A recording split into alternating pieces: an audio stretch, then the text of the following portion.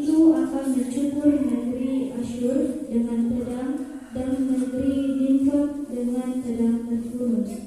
Mereka akan melepaskan kita dari Asyur apabila ia ingin masuk ke negeri kita dan menginjak daerah kita. Amin. Pembacaan yang kedua terambil dari Ibrani 10 ayat 5 sampai 10. Karena itu ketika ia masuk ke dunia, ia berkata, korban dan persembahan tidak engkau kehendaki, tetapi engkau telah menyediakan tubuh bagiku. Kepada korban bakaran dan korban penghapus dosa, engkau tidak berkenan. Lalu aku berkata, sungguh aku datang. Dalam penuhan kitab ada tertulis tentang aku untuk melakukan kehendak-Mu, ya Allahku. Di atas ia berkata, korban dan persembahan, korban bakaran dan korban penghapus dosa tidak engkau kehendaki dan engkau tidak berkenan kepadanya, meskipun dipersembahkan menurut hukum Taurat. Dan kemudian katanya, sungguh aku datang untuk melakukan kehendak-Mu. Yang pertama ia hapuskan supaya menegakkan yang kedua. Dan karena kehendaknya inilah kita telah dikuduskan satu kali untuk selama-lamanya oleh persembahan tubuh Yesus Kristus. Amin. Maranatha.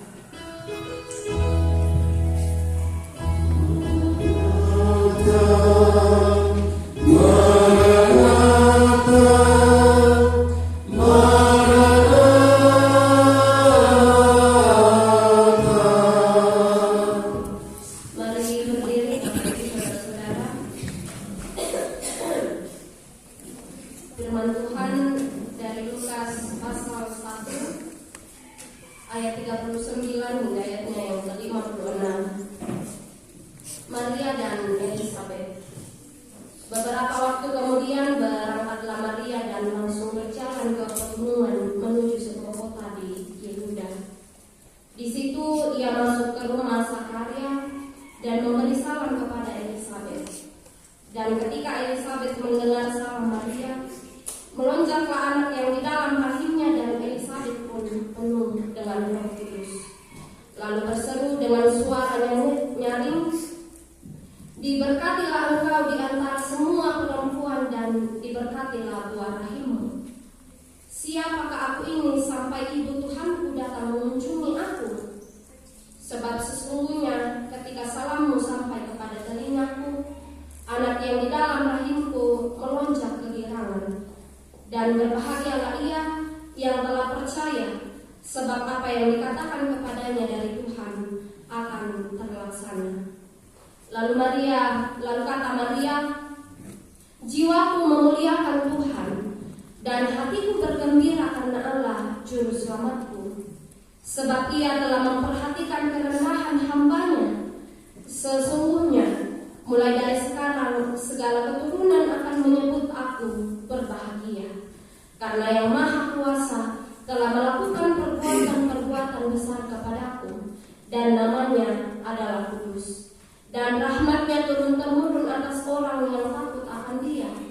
Ia memperhatikan kuasa-Nya dengan perbuatan tangan-Nya, dan mencerai-beraikan orang-orang yang congkak hatinya. Ia menurunkan orang-orang yang berkuasa dari tahtanya dan meninggikan orang-orang yang rendah. Ia melimpahkan segala yang baik kepada orang yang lapar, dan menyuruh orang yang kaya pergi dengan tangan hampa.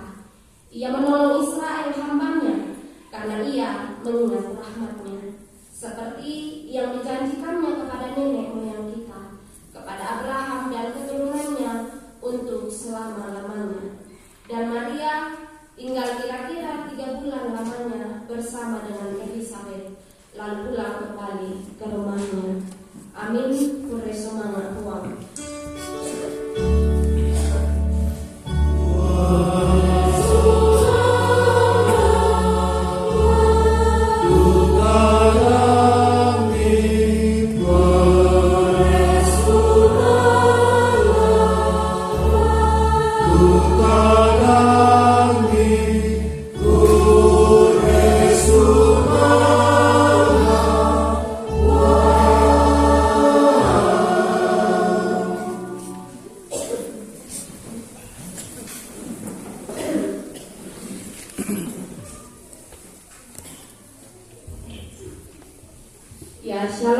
Selamat pagi Bapak Ibu, saudara-saudara semua kasih Tuhan. Ya, selamat bertemu kembali di dalam gedung gereja di tempat ini, bersama-sama merayakan kasih dan kebaikan Tuhan dalam hidup kita. Ya, pada saat ini, dalam minggu ini kita sudah memasuki minggu Advent yang keempat, dan kita akan dituntun dalam tema perenungan, Dia akan menjadi damai sejahtera. Dia akan menjadi damai sejahtera. Ya, selamat pagi adik-adik sekolah minggu. Waduh, tidak bersuara. Selamat pagi. Apa kabarnya pagi ini?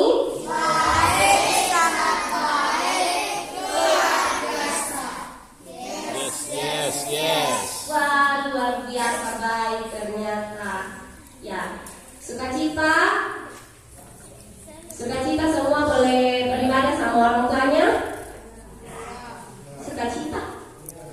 Ragu-ragu jawab, makanya tidak sukacita. Sukacita? Iya. Oh, amin, puji Tuhan, sukacita ditawar. Ya, kakak mau tanya dulu. Nah, kalau bulan 12 ini bulan musim liburan nih, sudah terima lapor kok? Sudah libur? Oke, mantap. Ya, kalau liburan biasanya kan kasih di mama pilihan. Mau liburan di kampung kah atau liburan di luar kota? Yang mana dipilih itu? Pulang kampung. Ya, bareng-bareng toh pasti kampung. Ya, adik-adik sekolah minggu dulu ya, saya mau tanya ini. Ya, pilih di kampung kah atau di luar kota? Ada yang jawab di kampung, ada yang di luar kota. Kalau di kampung kenapa Leka pilih di kampung?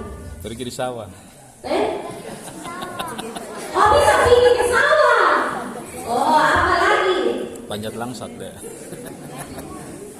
Kalau di kampung ketemu kineneta, biasa ngasih di uang we. Ya. Oh, bisa main bola, tidak bisa kan main bola di sini. Oh, tidak bisa. Nah, biasa komisi raga cuma gua. Ya, apalagi kalau di kampung.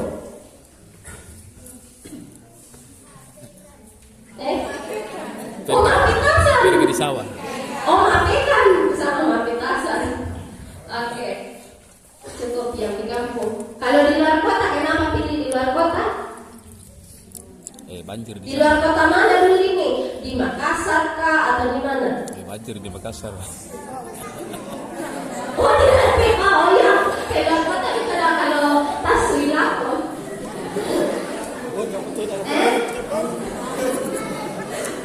Alun-alun. Kenapa di luar kota? Iya, di tempat kita liburan. Karena kenapa di sana dipilih? Karena bagus. Bagus. Apa? Banyak wahananya. Ada bolnya. Apa lagi? Oh, banyak permainannya. Ada pizzanya. Tidak ada pizza di Toraja, KFC. Apa lagi kalau di luar kota?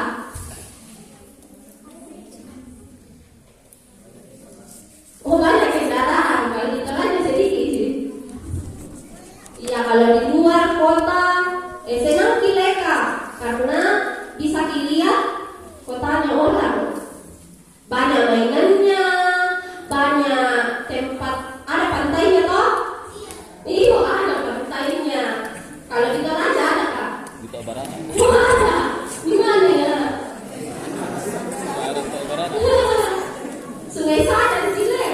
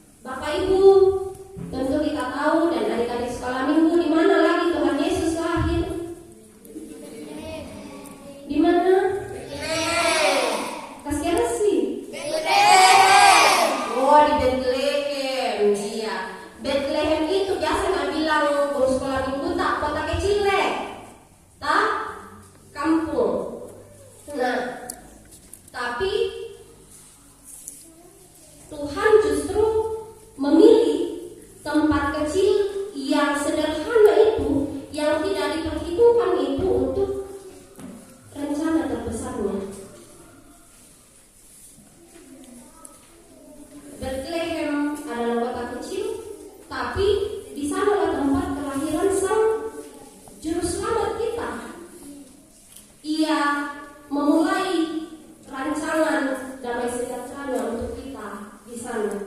Ya, kalau di zaman sekarang, kalau di Toraja, ya di Bethlehem, mungkin sudah ada di bagian Sangat Peloso Malu. Ya, tidak ada mallnya, tidak ada tempat nongkrongnya, yang hits, kafe hitsnya anak muda.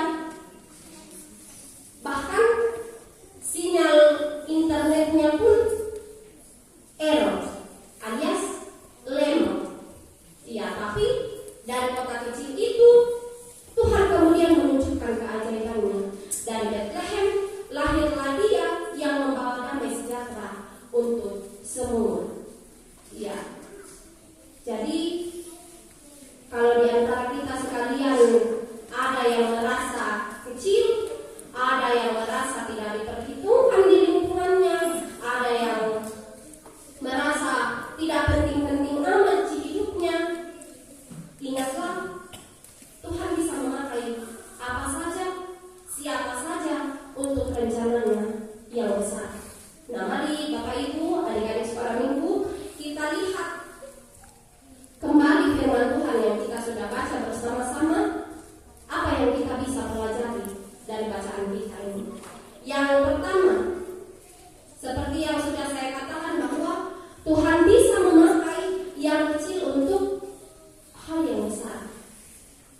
Ya, Mika bernubuat tentang Bethlehem, sebuah kota kecil tempat Mesias akan lahir. Ya, siapa sangka bahwa dari tempatnya yang tampaknya tidak penting, yang tidak diperhitungkan, akan muncul seorang raja yang membawa damai sejahtera dari sana. Jadi bisa dikatakan bahwa rencana Tuhan itu dan rencana Tuhan itu tidak tergantung pada ukuran tempat atau status kedudukan seseorang.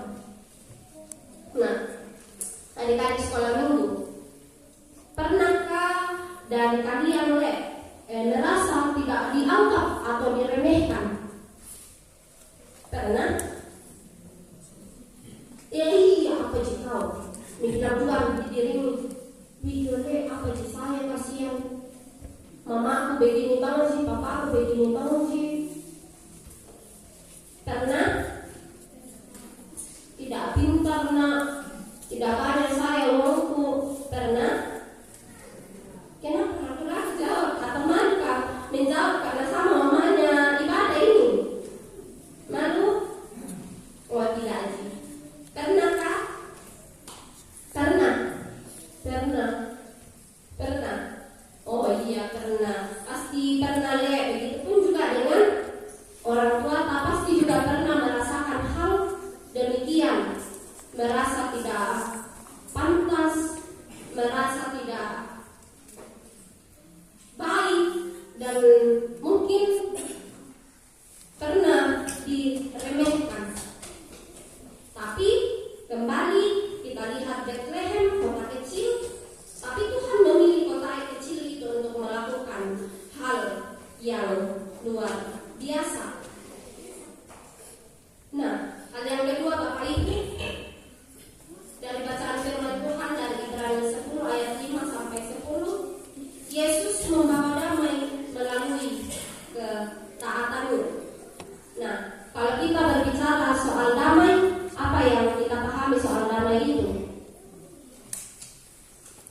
Adik-adik sekolah minggu, kalau kakak bilang damai, apa yang terlintas di pikiranmu itu mereka? Oh, tenang, senang. Iya, apa lagi? Terbebas dari PRT. Iya. Iya, terbebas dari PR. Apa lagi? Tidak ada gangguan. Ya, kalau Bapak Ibu sekalian, damai itu menurut pandangan ini Bapak Ibu sekalian bagaimana dan seperti apa? Tanpa masalah ya? Tenang, aman, Tanpa apa lagi? tidak ada beban.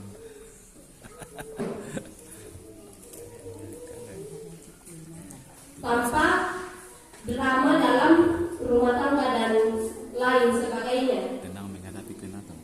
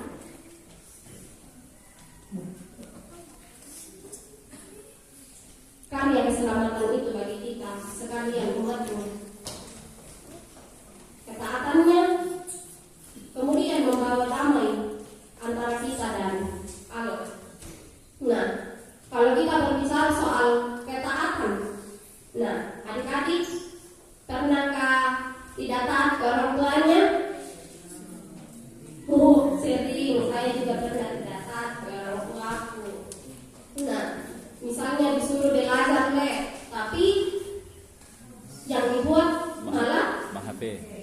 main HP. main game televisi daripada belajar. Game online. Nah, biasa juga mereka yang suruh di mamata dalam cuci itu piring, tapi jawaban tak nanti itu mama suka gimana nanti toh atau bahkan tidak dikerja pisang toh kan? Iya, biasa kita gitu deh. Iya, nah bagi bapak ibu juga pasti sering mana bapak keden apalah dan sama. Ya, tapi saya nasusi Pak Pendeta sangat namun dari Yunus nanti, tapi dia tidak pernah mana Pak untuk kerjakan segala sesuatunya. Hanya namanya saja yang nanti, tapi tidak pernah dapat waktu langsung dikerja. Seperti kalau kami mau pergi perkunjungan, tidak pernah dikatakan atau keluar dari mulutnya nanti itu, tapi talomo langsung. Ya, sama dengan Tuhan Yesus Kristus. Ia tidak pernah mengatakan nanti, tetapi ia langsung taat. Bahkan ia harus mati di kayu salib. Nah, kalau kita berbicara soal damai lagi, kalau kita mau kehidupan rumah tangga kita itu damai, maka perlu adanya ketaatan. Sama halnya dengan adik-adik sekolah minggu. Kalau kita taat ke orang tua kita, pasti kita dipukul, disayang pasti toh. Pasti nggak banggakan ke orang tua, tapi kalau taat bilang, oh Jason, cucikan itu piring mama, oke ma. Tapi seri beneran. Tidak gitu. Oh tidak sekolah. Anu tidak tulus dikerjai. Nah, sama halnya bapak ibu dalam kehidupan kita, ketika kita menjadi orang yang taat, maka tentu kehidupan kita ini akan membawa kedamaian atau damai. Jika kita taat untuk mengampuni orang yang menyakiti kita, maka tentu kita akan terbebas dari yang namanya kebencian. Ya, dengan demikian hubungan yang sebelumnya rusak kemudian dapat dipulihkan dan itu membawa damai dalam kehidupan kita. Ya, orang tua yang taat mengasihi pasangannya dan kemudian mendidik anak-anaknya sesuai dengan firman Tuhan dengan kasih, tentu akan menciptakan keluarga yang harmonis. Anak-anak akan belajar dari teladan kita dan kemudian membawa damai di lingkungannya. Ya, si senake kalau kita mengajari anak kita dengan didikannya kasar, dikadoi terus. Makanya jangan heran kalau anak kita seringkali bicara kotor, mengeluarkan kata-kata yang kasar. Nah, ada ini loh ya guru pas sekolah minggu sekolah minggu, tapi mungkin kalau di rumah berbeda lagi. Ya, jadi jangan selalu salahkan guru sekolah minggu. Apalagi ada guru sekolah minggu mau sekolah minggu. Tapi kita juga perlu untuk introspeksi diri. Apakah saya ini sudah memberikan teladan yang baik kepada anak saya?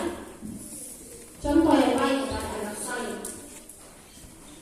Kemudian Bapak Ibu, soal ketaatan lagi, kita melihat Maria, ia taat kepada panggilan Tuhan untuk melahirkan seorang juru selamat.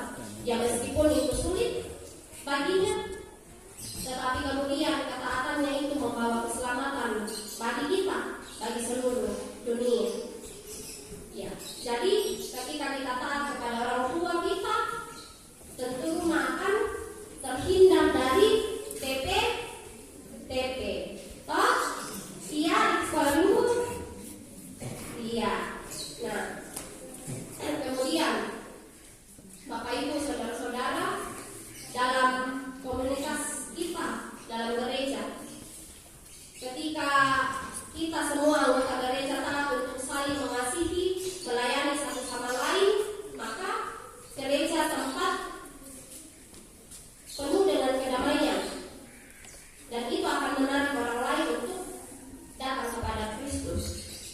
melihat kasih yang kita telah lakukan, kasih yang kita berikan kepada mereka.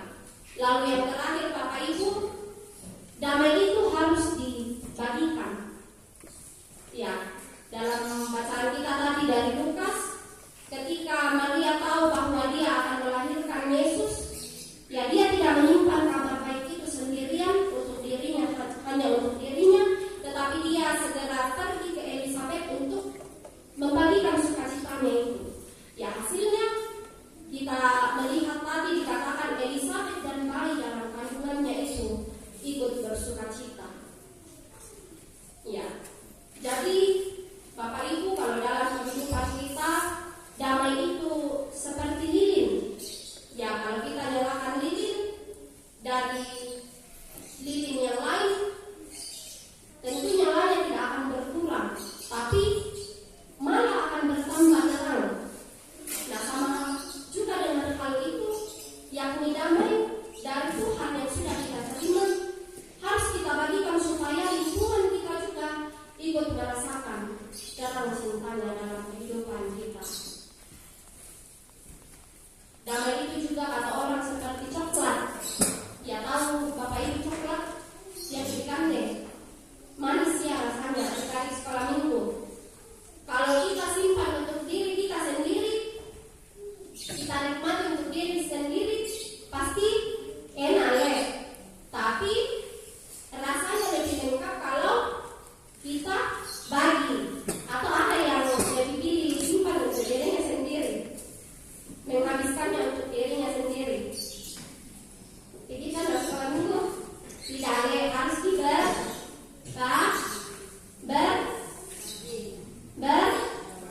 berbagi ya. Nah, agar damai itu dapat dirasakan juga oleh orang lain, dan kasih itu juga boleh dirasakan oleh orang lain. Karena itu dalam hidup ini, mari kita menjadi pembawa damai sejahtera. Ingat, damai dari Tuhan itu seperti wifi terbaik, gratis, tidak terbatas, tapi bisa dibagikan tanpa batasan kuota. Jadi damai yang Yesus bawa bukan hanya tentang tenang tanpa masalah, tetapi damai itu hadir ketika kita percaya bahwa Allah bisa memakai kita juga meskipun kita kecil. Kemudian kita hidup taat kepada kehendak-Nya, dan kita membagikan kasih dan damai sejahtera kepada orang lain. Kalau Tuhan saja bisa pakai Bethlehem, apa yang kemudian membuat kita ragu bahwa Dia bisa juga memakai kita? Jadi, siapkah kita menjadi pembawa damai di rumah kita, di sekolah kita, di tempat kerja kita, maupun di gereja? Semoga Tuhan Roh Kudus menolong kita sekalian. Amin. Amin.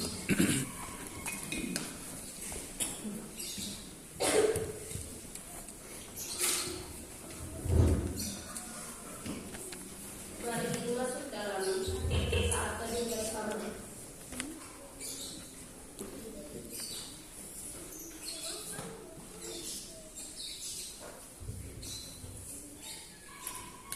Terima kasih karena Engkau adalah sumber damai sejahtera kami. Ajarlah kami tetap hidup taat kepadamu dan membagikan damai sejahtera yang telah kami terima kepada sesama kami. Pakailah kami Tuhan untuk menjadi alat kasih-Mu di tengah-tengah dunia ini. Amin.